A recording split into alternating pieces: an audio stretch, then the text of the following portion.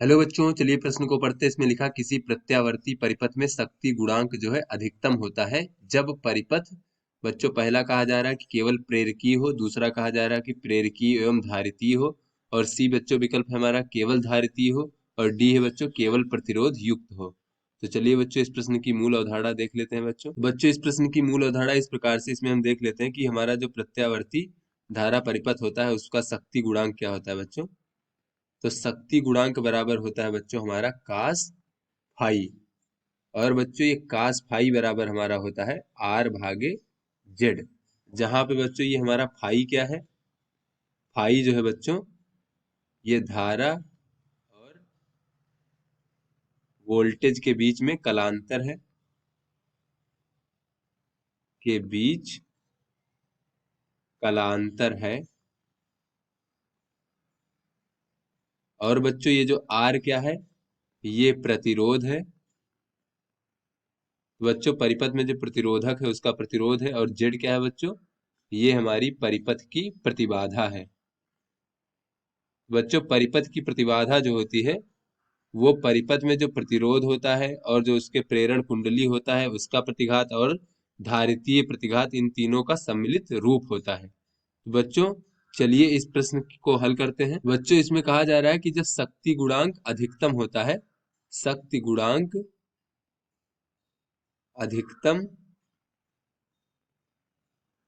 हो तो बच्चों शक्ति गुणांक बराबर होता है,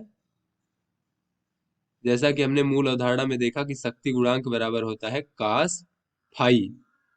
बच्चों कास फाई का जो अधिकतम मान है, कास फाई का अधिकतम मान बच्चों एक के बराबर ही संभव है। कास फाई का अधिकतम मान कितना हो सकता है बच्चों, तो कास फाई का अधिकतम मान जो है वो एक के बराबर होगा बच्चों।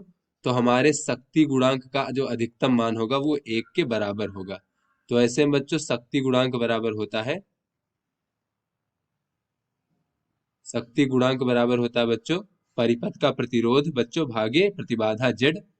तो बच्चों ये बराबर हो जाएगा हमारा एक के बराबर, क्योंकि शक्ति गुणांक हमारा अधिकतम होगा। यहाँ पर लिख लेते हैं अधिकतम। बच्चों अधिकतम की स्थिति में इस प्रकार से अगर हम देखें तो ये जो बच्चों परिपथ की प्रतिबाधा होगी वो प्रतिरोध के बराबर होगी।